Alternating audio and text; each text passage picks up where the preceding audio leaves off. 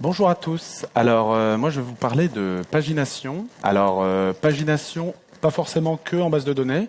Ça peut être à moitié en base de données, mais ça peut être aussi dans un dashboard. D'ailleurs, c'est mon cas sur des requêtes HTTP. Donc, tout d'abord, je vais me présenter. Donc moi je suis Sébastien Chédor, je suis développeur TypeScript principalement, donc chez OnePoint dans l'équipe Wages. On va avancer. Donc la problématique de base. Moi, ce qui m'est arrivé, c'est que j'ai été confronté à un problème. J'avais un dashboard et on essayait d'accéder à certaines pages du dashboard. Et plus on accédait à des pages distantes, plus ça prenait du temps. Et à un moment, ça prenait 10 secondes. Et donc on s'est dit, qu'est-ce qu'on peut faire? Bon, alors j'ai eu quelques petites idées. Je me suis dit, on va regarder si c'est pas le réseau. On va regarder si je peux pas regarder le cache, si je peux pas améliorer la requête. Évidemment, il y avait des choses à faire là-dessus, mais il y a un point que j'ai observé et je me suis dit tiens, ça serait intéressant d'en faire un quickie. Donc c'était pas le réseau parce que on avait un flame graph qui nous montrait que c'était surtout la base de données qui prenait du temps. Donc on regarde les requêtes. Est-ce qu'on peut faire des choses avec du cache? En fait, donc là c'était un dashboard, il y avait plein d'options au début. On pouvait cocher des trucs, décocher des trucs. En fait la requête where elle changeait tout le temps, c'était un peu galère. Est-ce qu'on peut améliorer la requête, faire moins de jointures, améliorer l'indexation? On faisait une requête sur la primary key, c'était bien indexé, il n'y avait pas tant de jointures que ça. Et donc, quel est le problème, quoi? Alors le problème, on va faire une petite démo. Donc j'ai préparé ici une petite base de données. Il y a 1 million d'entrées dedans. Bon, vous avez remarqué quelque chose sur les ID, je vous en reparlerai après. Et donc, j'ai environ 1 million d'entrées, donc j'en veux 1000 à partir de la 500 millième, quoi. Donc je lance, là ça vous paraît rapide, c'est normal. Malgré tout, ça a pris 47 millisecondes. Alors, là ça prend 47 millisecondes, si je la relance plusieurs fois, alors est-ce qu'on voit bien? Ouais, en bas, ça a pris 47 millisecondes. Bon, on le voit pas forcément très bien. Si je la relance, bon là 51, parfois ça va jusqu'à 100 millisecondes. Moi, dans mon truc, j'avais plusieurs clients et qui allaient tous sur la base de données, parfois plus d'une dizaine de requêtes par seconde, ce qui fait que la base de données était coupée plus d'une seconde par seconde, ce qui était problématique parce que ça s'empilait. Et donc la solution, c'est simplement de prendre cette partie offset et de la mettre dans le where. Donc on dit end ID supérieur à 500 000. Et alors là, on est passé à 1 milliseconde. Alors, on n'a pas exactement les mêmes valeurs, mais c'est à peu près le même ordre de grandeur. On reviendra sur le fait de discuter qu'on n'a pas exactement les mêmes valeurs. En tout cas, on a gagné un facteur 100. Et voilà, fin du talk. Faites ça, ça va plus vite. Donc alors, pourquoi ça prend du temps? Donc là, le problème qu'on a, en fait, c'est la deep pagination. Donc c'est le fait d'aller attraper des pages distantes. Et donc, pourquoi ça prend du temps? Alors on peut imaginer, là on représente schématiquement une base de données. Donc une base de données, on a des entrées dedans, elles ont chacun une taille en octets qui est fixée. Donc on a notre primary key qui prend un certain nombre de bits.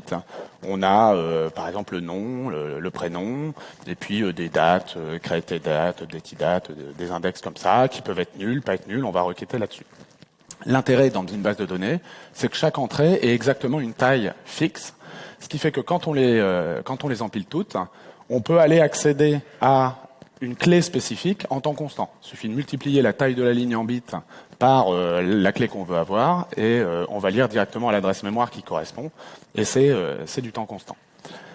Alors, la problématique qu'on a, et je reviens sur le fait qu'on n'a pas exactement les mêmes valeurs quand on veut la page 500 000 ou à partir du 500 millième, c'est que on peut avoir des trous dans ces ID. Par exemple, là, si je veux que ceux qui n'ont pas été supprimés, on va avoir des trous. Et puis on peut avoir des trous aussi qui viennent de suppression réelle dans la base de données. Le gestionnaire de base de données va pas réindexer toute la table, va pas réaligner les trucs pour boucher les trous. Il va garder les trous, il va dire comme ça, j'y accède toujours en temps constant. Donc comment on passe à une pagination par curseur? Donc la structure d'une requête SQL, rapidement. Donc SQL, les requêtes HTTP, ça s'applique un peu de façon similaire. La structure d'une requête SQL, c'est on a la partie select avec les informations qu'on veut récupérer, on a un filtre, on a l'ordre, et puis la pagination, limite offset. Et donc là, l'idée, c'est simplement de passer, comme je l'ai fait, la partie offset dans le filtre. Et bon, bah là, faut être un peu vigilant quand même. À partir de maintenant, il va quand même falloir, là, on a ID qui apparaît. Bon, il faut quand même ordonnancer et paginer sur le même index, parce que sinon, on risque d'avoir des petits problèmes. Et puis, ce champ, ce serait pas mal qu'il soit indexé pour vraiment avoir de la rapidité. Moi, dans ma base, je les avais mis dans le désordre pour que justement, je puisse vous montrer que quand c'est indexé, enfin quand on les veut par ordre trié, c'est là que ça pose des problèmes. Donc les index, qu'est-ce qu'on a? On en a des pas foufou pour ce genre de requêtes, comme par exemple le hash. Le hash, ça a l'air bien, c'est du temps constant à l'insertion, du temps constant à la lecture, c'est super. Bon, on peut faire que le égal dessus. Donc si on veut récupérer les 1000 suivants, ça va être problématique.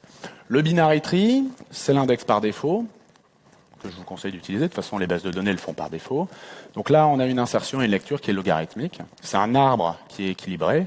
Et donc, en fait, pour stocker, par exemple, 1 million de valeurs, là, on va avoir un arbre qui a une profondeur 20. Donc, on a 20 opérations. C'est quand même beaucoup plus rapide que de reconstruire les 500 000 premières pages. En plus, là-dessus, on peut faire des opérations, des comparaisons. On peut aussi faire des likes si on fait des likes par préfixe, ce genre de choses. En PostgreSQL, on a un index qui est génial, qui s'appelle BRIN, c'est Block Range Index. Alors lui, il résout exactement le problème. Donc si vous avez du Postgre, vous faites ça, vous n'avez plus le problème. Sa seule petite contrainte, c'est qu'il utilise la structure physique de la base de données, donc il faut que la recherche suive la physique de la base. Donc mes index, ils sont indexés dans un certain ordre, et lui, il va se souvenir de où sont les trous, et donc en fait, on a un index en temps constant en se disant « Ah, bah là, je dois sauter une plage, je la saute, et puis je vais à la suite. » Donc voilà. Mais donc si on revient sur le binary tree, c'est un index qui a un arbre, mais qui se comporte aussi comme une liste doublement chaînée, donc une fois qu'on en a un, on peut aller chercher les 1000 suivants facilement.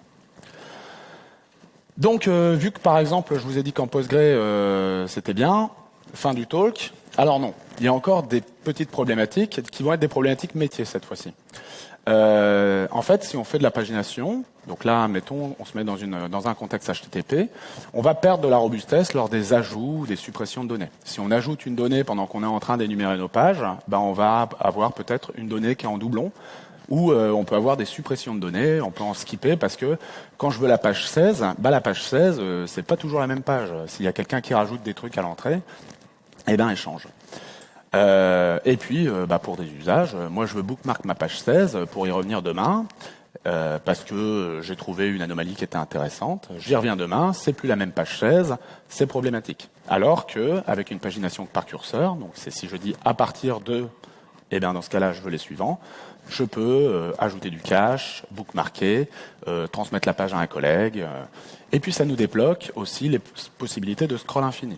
Si vous regardez, Google, Twitter, Facebook font énormément de pagination par curseur parce que justement, d'un point de vue métier, ça permet de faire du scroll infini. Donc c'est une fonctionnalité qui vient du fait que initialement on le fait un peu pour des performances, mais d'un point de vue fonctionnalité, ça nous débloque aussi des choses.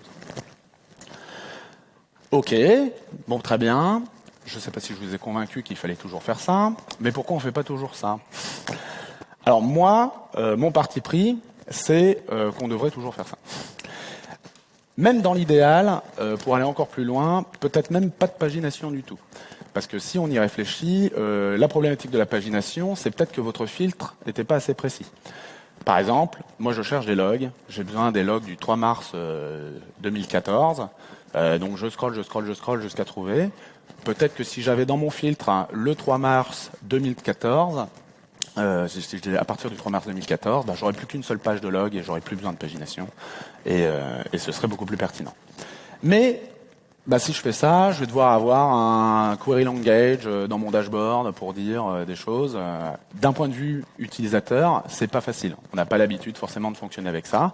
On a en tête les pages du monstre physique. On veut que ce soit page 1, page 2, page 3. Et donc du coup, on reste un peu bloqué là-dessus. Et puis après, il y a la problématique de la navigation distante. C'est vrai que si je peux mettre page 500 directement dans l'URL et accéder à la page 500, c'est pas plus mal parfois. Dans certains cas, dites-moi lesquels, mais normalement, c'est mieux. Donc comment on le met en place? Alors en fait, on va récupérer nos premières pages. Donc par exemple là, je veux récupérer les 5 premières pages. Donc je suis sur la page 0. Et ben je vais calculer mes index. Donc je vais récupérer plus de pages que ce qu'il me faut. Je vais mémoriser les index des pages que j'avais. Et puis quand l'utilisateur cliquera sur page 4, moi j'ai mémorisé que page 4, ça correspond à l'index 302 ici. Parce que là, par exemple, j'en ai 2 qui ont sauté à la page 2 apparemment. Et donc du coup, hop, je l'envoie directement à l'index 302. Et pour lui, ça se comporte comme si c'était une page 4. Alors évidemment, j'ai plus la pagination distante. Donc s'il veut, donc je peux lui en préparer 10, 20, 30. S'il veut aller à la page 500, il va quand même devoir aller à la page 500. Et puis ça permet de mettre cette requête en cache. Alors attention, il y a quand même des petits cas. Si on a des suppressions, des ajouts, la page peut changer. Donc si je la mets en cache, il faut quand même que je sois vigilant à cette petite subtilité. Et quand je reviens à la page 0, en fait, si je rajoute des trucs au début, eh ben, il va quand même falloir que je pense à la recalculer de temps en temps. Donc, en fait, cette problématique, on l'avait aussi dans un dashboard classique. C'est-à-dire quand l'utilisateur revient à la page 0, il n'avait pas forcément de mise en valeur que la page avait été recalculée. Alors, je ne sais pas si vous utilisez des scrolls infinis. Souvent, quand on monte en haut, il dit « Ah, il y a des nouvelles réponses maintenant, clique pour les voir ». Mais du coup, en fait, cette problématique de la page 0, on l'a y compris avec un système de pagination classique. Donc voilà, donc bien penser à faire ça, récupérer toutes les pages, et puis je pense que j'ai fait le tour de ce petit sujet sur lequel j'avais envie de parler. Si vous avez des questions.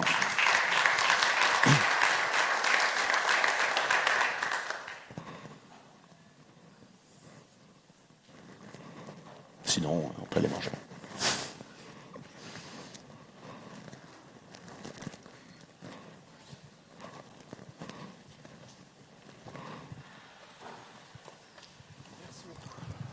Super intéressant, merci. Du coup, il suffit juste de précalculer les pages avant de faire la requête et c'est tout, il n'y a pas de magie autre que ça, quoi. Alors en termes d'UX, dans l'API, ça va être un peu différent, mais alors il faut juste passer dans la requête l'offset, on le passe dans le where, et donc ça, le fait d'avoir l'offset qui est passé dans le where, fait qu'on ne peut plus vraiment passer les mêmes paramètres qu'avant, il faut passer un curseur, et du coup il faut gérer ce curseur, donc le précalculer pour avoir une UX un peu plus fluide. Juste à faire, voilà, juste, c'est de l'informatique. Donc moi j'en ai juste pour un quart d'heure. Hein, mais Ok, merci. dans 2 semaines j'y suis encore. Mais c'est bien d'y penser peut-être à la conception, par exemple.